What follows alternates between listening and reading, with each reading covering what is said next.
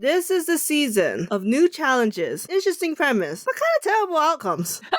Second episode in a row, and I am not impressed. I'm Minty. I'm Annie. This is FunUntitled, where we set every podcast with an FU. And we're going over RuPaul's Drag Race Season 14, Episode 5, the PSA to save queens who've been eliminated first in their seasons. Okay, so let's start with the obvious. Cornbread, our narrator of this season, the auntie of this season, is gone because she rolled her ankle, and she did not get the Drag Race UK invitation to the next season. Like, I was waiting for that and for Alyssa to come back. I mean what? Yeah. So they can have a double Shantae, you both stay crap gimmick? They brought back Eureka. I don't know why they won't bring back Cornbread. Right? Like, what's going on? Because, it's so annoying. Cornbread was funny, but she wasn't the strongest competitor. Yeah, I mean, I see that, yeah. Her talent show was funny, then she wasn't in the second one. Third episode was the ball. Yeah, the ball. Which her looks were not good. And then there was the teaser, which she was not my favorite role, Cornbread role, who rolled her ankle. Anyway, so I am very sad still to see Cornbread go. But RuPaul knew everyone was going to be sad, so she made a really funny mini challenge to put the queens on different teams, aka Maddie Morphosis' worst nightmare. Oh my god, that's so fucking funny. It's like the first thing I thought was Maddie. I mean, the whole challenge is basically hump a guy until your balloon pop and reveals what team you're on, and some of those girls have sharp penises. They popped it really easily. I feel like Angie, who had to do it a couple of times, I think she did it on purpose. Was gorgeous on purpose. No, she is so tiny. That girl don't know how to break anything. Does not know how to top. So, I mean, it's cute, right? So it's whatever. Yeah, and then we bring back 3 queens who was eliminated first, who was pork chopped. Kamora Hall, James Manifield. Mansfield. God, you don't remember her, do you? No, not at all. And Tempest DeJour. Very interesting trio to pick. I'm guessing they picked the ones that's like the most meme-worthy. Yeah, that's probably true. I don't know if I would have chosen James Mansfield, though. She seemed like to have a really good sense of humor. Like, I'm sure like that broccoli one from that one season wouldn't have had as good of a humor. You know why? Because I think like they wanted her to be a meme. Because clearly how they kept bringing up the broccoli. But no one cared about that. Every time I think about people trying to orchestrate their own meme, I just think about Hordo. I think they had like a hula hoop they thought was going to be a really big meme, and they had like merch plan, and they had no idea the cake is alive was going to become the meme. You can't predict a meme. It's impossible. Because memes are just started by a consensus of a bunch of random people thinking one joke is funny started by one person and never giving them credit. Damn. You're really mad that one person made the I have God and anime on my side into a t-shirt. I mean, you can't monetize a meme unless you're the one, right? Yeah, but I'm not talking about NFTs.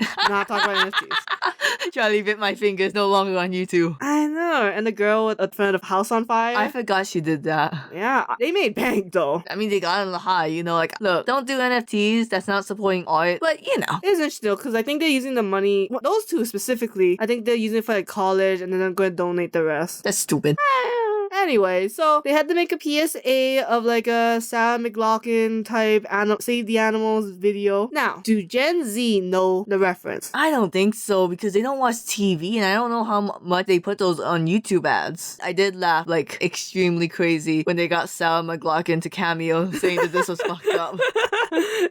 I mean, no one's making fun of her. She's not the joke. The video itself is just like, you could be watching a cartoon and all of a sudden there's a dog in a cage desolated with no eyes. You know what's hard is that these kind of commercials, they kind of played near midnight on TV. Like, this wasn't prime time. Maybe it was prime time like Gen X, but by millennials, it's like a midnight thing. You and me have seen our fair share of it. And I'm sure everyone has, because everyone knows the Sarah McLachlan animal thing. And that one zoo books where if we donate, we get a tiger print. I've always wanted to do that. Because I'm like, 14 cents a month. I think I can do it. Okay, straight off the bat, who's the best team? Kamora Hall, blah, blah, blah. I think Tempest DeJour was the best team just because I think Tempest led them in the right direction. That is fair. Like, it's weird that we didn't see Kamora Hall helping her team at all. Okay, I like the queen of Tempest DeJour. I didn't care for the scenes Tempest DeJour was actually in, though. Yeah. You know what I mean? Yeah, I get that. I think mine was actually James Manfield. I know Orion kind of fucked it up, but I really like Willow and Maddie. I thought they really like held it together. I see that. Oh, I think James is fired because there's only so many jokes you can do about the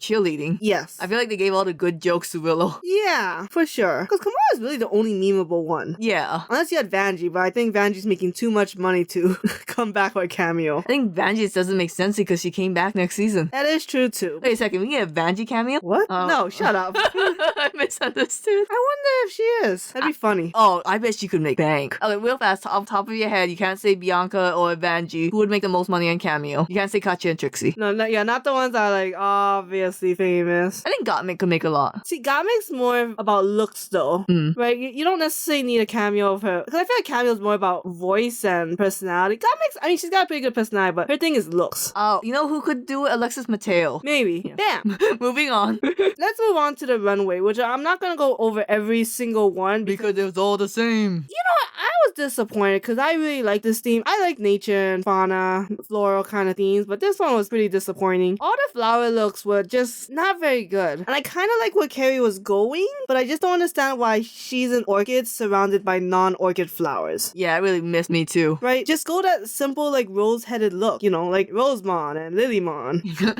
Orion kind of pissed me off with the I'm being unique, it's my own take on the bunny costume. I know, I'm like, yeah, Playboy Bunny. That's why it doesn't yell spring, because it's just a Playboy Bunny look. I think Jasmine was on the verge of having something nice, but she looked like a cactus in the end. That one's also in the right direction, but it's like, you can't compare that to like Denali's cactus look, which I don't even know if she was being a cactus, to be honest. But they look very cactus. Maddie and Bosco had like the same idea of being like storms. I didn't really like either of theirs, so. You died for Willow's camp look. Oh my god, I love Willow's look. I think it's so cute. House on the Prairie, all the right colors. I love that she had a wig underneath. Was it supposed to be spring cleaning? Maybe? I don't know. Cleaning out those dead bodies? Jeez. I mean, what's the point of having that? You know, and that's why Willow's like humor, right? The darkness and the light. I just love the super campy look. Like, if I watch Drag Race for any reason, it's for the camp and the lip sync. And then I pushed Minty away because Lady Cameron got tea to fall out of her cup, and I was like, oh, I love it. Okay, yes, that's probably the second best look of the night. Also very campy.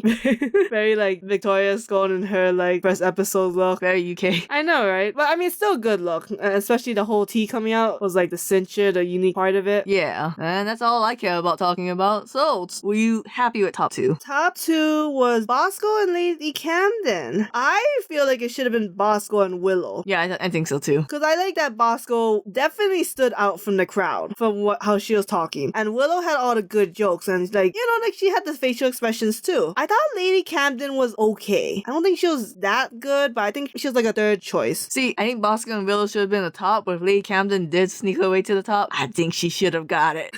I think if she snuck in that far, she should have taken it home. It was also bonus because Bosco had a really bad look in my opinion. Because the thundercloud was ugly, right? Then it turned to this yellow plain ass dress. Like I love the transformation, but both dresses on their own are just very plain or ugly. So if I depicted Bosco and Lady Camden, I would have given to Lady Camden. Woo. So bottom two is Gorgeous and Orion's Story. See, okay, clearly Orion's Story. Yeah. On the bottom. Gorgeous?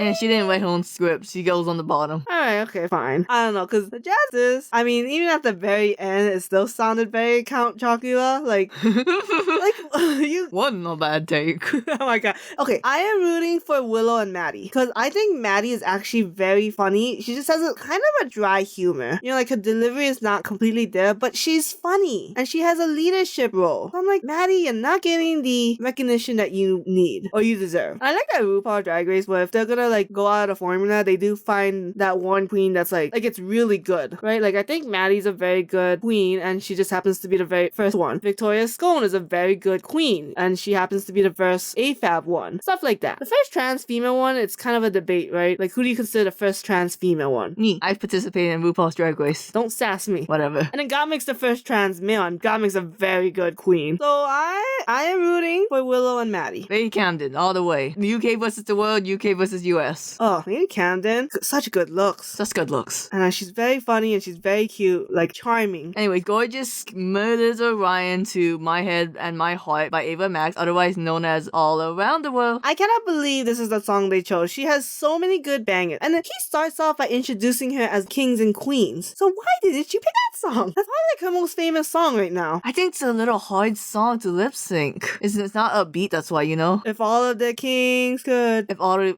forget it.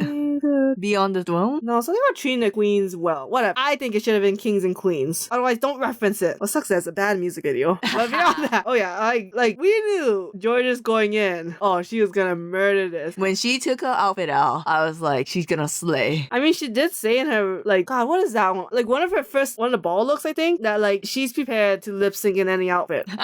Because, like, dancing is her thing. So, like, holy shit, you know, it's hard to take your eye off her. And I ran, like, her hair was coming off. And that was very distracting. Because it's, like a white face, then this patch of black, and then, like, brown, pale hair. And I'm like, why? Alright, and with that, we will end this episode to a close. Next week, we will do a craft challenge, and we'll watch people suffer. And I'm gonna see Jasmine Kennedy die when she doesn't win this one either. Yeah. Speaking of UK though. Hello, Gov. It's the UK again. Isn't that kind of like against all the other countries? Well, I'm UK, you're the world. Cool. Hi, I'm Annie. I'm representing UK. I'm Minty. I guess I'm the world. And this is FunUntitled, where we serve every podcast with an FU. So now we're on to the highly anticipated RuPaul's Drag Race UK vs. the World Season 1, Episode 1, and it's an interesting start. That's all we'll say for now. Let's get started. So if you don't know, it's basically a all-star seasons from queens around the world who can speak English. That's what I'm kind of thinking, which kind of makes sense, but it's like, you really can't have it done in other countries, which is what some people speculate. So it's going to be like Canada versus the world and maybe Holland versus the world, but like you can't really do Thailand versus the world unless you're going to have like one Thailand queen that can speak English that's not Pangina Heels. You know, when I heard that the Thailand's contestant was the co-host, I was like, we are scraping the bottom of the barrel. Now it's like, shit, you know? It was really good, but okay, let's get into it, right? So this is, of course, as any all-star season, we start with the talent show. We're gonna talk about the entrance look, the talent show, and the I'm a winner, baby, fine, no runway look. First things first, we gotta start almost alphabetical order. So Baga Chips entered the scene. I don't remember her at all. I don't remember UK season 1 that well. Baga Chips was okay. I just didn't think she was top 3 material. She gave me the Princess Diana look, which was campy and cute. I didn't think it really said much, but I thought her talent show was shitty. Oh god. Okay, whatever queen started the trend of just singing your solo song based off your catchphrase from RuPaul's Drag Race, I will hunt you down and ask you, was it worth it? As I show her all the copycats like in the walls. It's gotta be an all-star season because they're the ones who started, you know, doing the whole talent show and the singing. But it's like, it has to be after All-Stars 3. I want to say All-Stars 4, but I don't remember many of the talent shows in that one. I think it was All-Stars 4. Oh, I swear to God. If it was Monique Hart who started with the brown cow stunning. Monet Exchange also did the sponge song. Oh yeah. Monet Exchange cannot sing. Oh my god. But yeah, and then Bag of Chips was the whole like award runway look, which I like the idea, but the execution was really crappy. I just love the joke so much of, oh, you're an Oscar? Well, wait, how you're dressed, we don't have to worry about copyright claim. Yeah, I mean, because it was ugly. So I thought, honestly, Bag of Chips should have been on the bottom. Okay, here's my thing with her song, Much Better. It didn't get much better. It didn't peak. It was just the same thing over and over again. I know, that lady was like, you're an embodiment of British drag, and I'm like, oh my god, that cannot be it. Or else UK is peaked. Also, she probably should have won season 1, because man, she's like the same person. She looks a little better, but a lot of filler. Then Blue Hydrangea comes dressed as a Smurf. I don't know what the, like, I get that your name is Blue Hydrangea, but come up with a better entrance look. If I remember her correctly, she had great outfits but really shitty performances, but she said, oh, that's because I was shy. Now I'm out of my shell, so, you know, step up. Yeah, I don't know. I mean, she was okay in season 1. I thought her cheerleading was very cute. I don't know if it's the most unique thing. I think it's been done not necessarily on Drag Race, but it was extremely cute. And the song was okay. And her, she called it a pink BDSM troll. And we both went, huh? Are you supposed to be a clit? I don't see the troll. I think the hair is the troll. Bitch, your audience are children now. They won't get the reference. Oh wait, the troll's No, yeah. I think the BDSM was just the black latex part, which I was like, okay. Honestly, Blue Hydrangea could also be on the bottom. I had no idea why she was like, okay, for this, you know, transparency, I left for a bit, and I came back and I saw people crying. I was like, oh, why is she crying? Blue Hydrenia should be on the bottom, not her. yeah, so we'll get more into that later. Cheryl Ho, she had the pink rhinestone and feathers look. I thought it was a bit basic. I thought so too. Right? Like, I mean, that read of, oh, so you come in with a leotard. yeah, because it's just like, okay, whatever. And then she also had an original song that wasn't that good, and I did not like her white dress with gold stars. Okay, Cheryl Ho should be on the bottom even more so than Blue Hydrenia, but not more than Bag of Chips. Really? Yeah, see, okay, I don't care for any of these UK queens, and I am surprised that they didn't pick Davina De Campo, because she was my winner for season 1, and she was like the runner-up. So unless she's busy, I don't know what's up. I know all these queens' names you're dropping. You're dropping hot truths, baby. Thank you. Do you remember anything about Cheryl Ho's performance? No.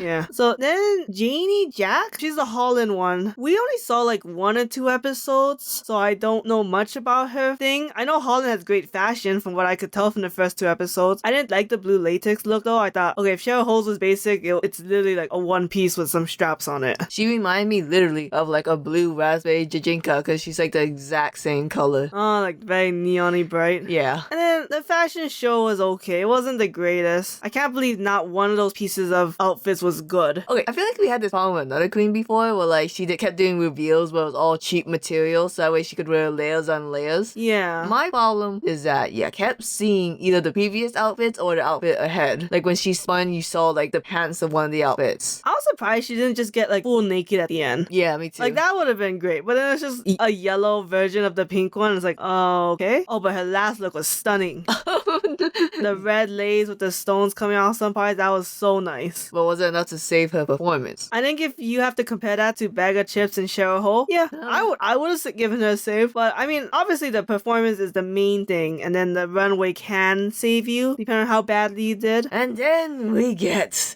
to fan favorite Jimbo from Canada. God, I hate Jimbo. Yeah, Jimbo's not our favorite queen. I did like her entrance look though. Yeah, it was a lot. Rainbow clown look with the giant tit tots. Yeah, I mean, at least it was like themed and it was like, it wasn't hard to look at, but it was nice. So I did like her entrance look. I just feel like Jimbo's personality is so effing fake. I mean, I think she's just, I guess, really out there because to say she's fake kind of feels like she does something else, like Two-Face a little, but she has been consistently this one person. So, I mean, I do feel the fakeness because she's so out there, but maybe she's just so out there that we can't believe this is the drag she does. To be fair, she did have that one short special of Jimbo eat peas. So yeah, maybe I should have expected what I saw. Now look, the pregnant clown show, that's what I call it, was not my favorite, but at least I wasn't bored. At least I was like watching something. Like Bag of Chips, Cheryl Ho, Monique Hart, Jujubee, I was kind of done with them halfway through. I kind of thought Jimbo would have had a stronger ending to their performance, but it is what it is. I was really hoping for a magic show, like something to magically appear in the box. I would have liked that, yeah. But instead it was just shock value. It kind of reminded me of Willow Pill's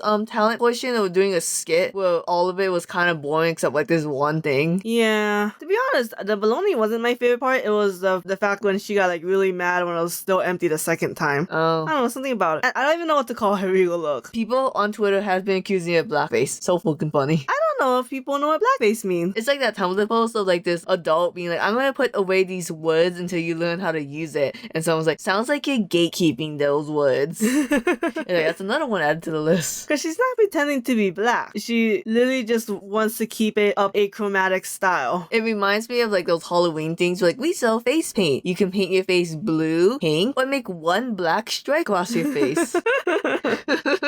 Like, I feel like Jimbo kind of knew what she was doing, but at the same time, maybe because she lives in Canada, she don't know how crazy people in the US are. Maybe that's Canadian drag. Maybe they're just so out there. Then Lemon, she's one of my favorite queens of like all Drag Race, and definitely my favorite Canadian queen. She looks young. Yeah, and I like the yellow fur outfit she came in. It wasn't the most granular one, but you know, it's just an entrance look. I love this song. I do not understand Michelle Visage saying, we've seen this before. Yeah, Michelle Visage, you just saw Bag of Chips do it.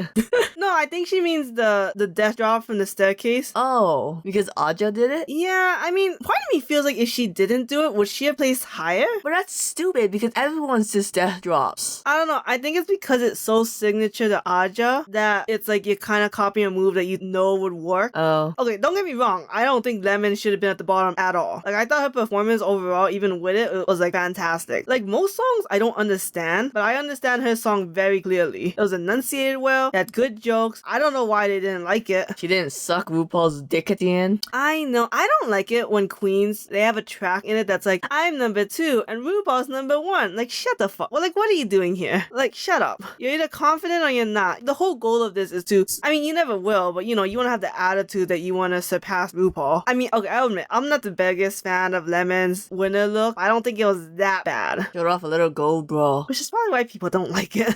I mean, that was my least favorite part too. Then Pangina Heels, knowing that she's a co-host for RuPaul's, or is it Thailand Drag Race? RuPaul's Drag Race Thailand? I don't know, that one. I was expecting a lot from her, and she has delivered. I just think it's a little weird to have someone here who's under the employment of RuPaul. See, I don't think the spin-offs are necessarily employed by RuPaul unless they have the RuPaul name in it. Okay. So like Canada's Drag Race, right? It's not RuPaul's Drag Race Canada, like how it is RuPaul's Drag Race UK. I think they bought the rights to franchise it. Oh, gotcha. Yeah, and just to use the name and have like the same look. So there's one debate that Pangina Heels is at a disadvantage because she's never been a contestant, and there's some that think that she has an advantage because she's been a judge. I feel like she has an advantage because she knows in a sense what judging looks for. I don't know. Aside from, I think Pangina did a good job. I just didn't think she did a rememberable job. Like, I'm glad that you brought in the weird dance move from Thailand. I really love your Thailand dress. Oh my god, that dress is so good. I don't remember much about the performance other than that one dance move. Yeah, you know, honestly, I don't know much of her dancing, and I don't remember the song at all, but I would give her top 2. I give it top 2 because no one else was good. Yes.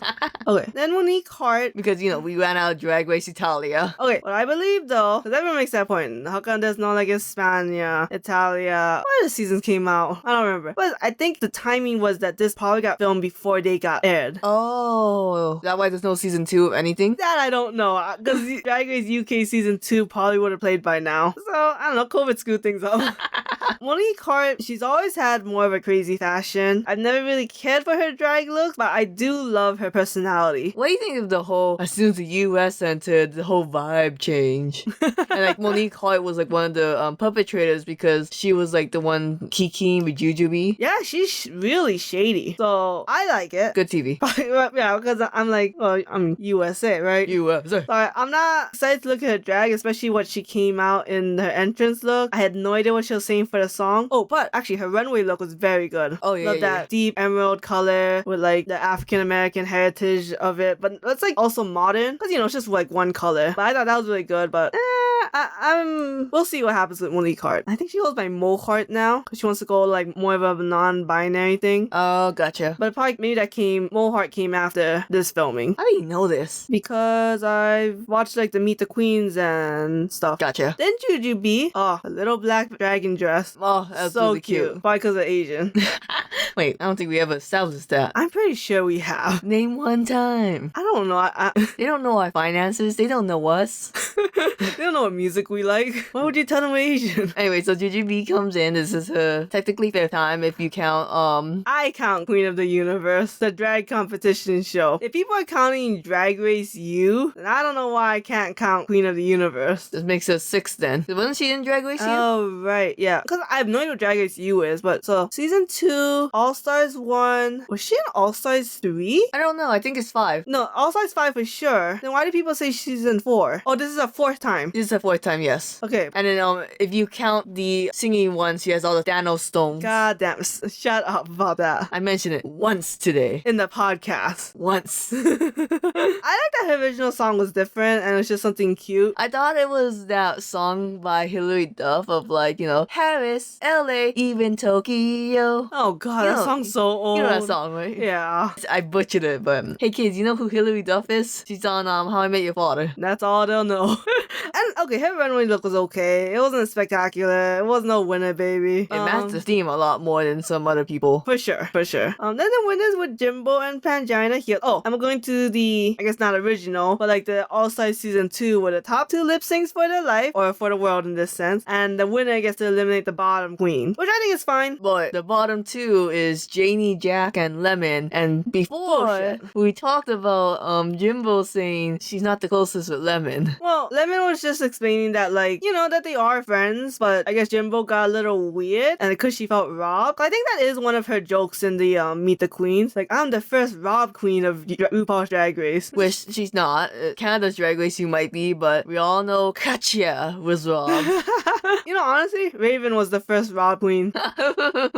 She was robbed by she who will not be named. Yeah, so, I don't know. I mean, it's always interesting to see them say their case, right? Yeah, but Jimbo was weird during that whole thing, but I mean, that could just be her personality. Yeah, I was like, so Jimbo's all weird, right? And so I expected this lip sync of hers to be weird, but it wasn't weird or like traditional Drag Race good. It was kind of like in the middle, so it's very mediocre. I was like, did you not want to take a comedy route with this? It was weird because she tripped into Pangina heels at that one time, but I felt like it was intentional because for the most part, Jimbo was stationary. Yeah. So I can't imagine that she would have just bumped into Pangina heels the one time she started moving. God, Pangina heels just went off the wall. Off the wall. I mean, there's not even money on the line, and she just like, I'm gonna win this She fucking had episode. to save her fellow queen that she bonded with, Janie Jack. Which I guess is fine. It's fine. That's how you play the game. And that's why we had to say bye to Lemon. I'm so sad. Like, I literally just like so happy to see Lemon come back, and I want to see her like her glow up, but now I just get Nothing. Nothing. Just like how the rest of the podcast you'll get nothing because we're gonna end it. until next week, I guess. Until then, bye.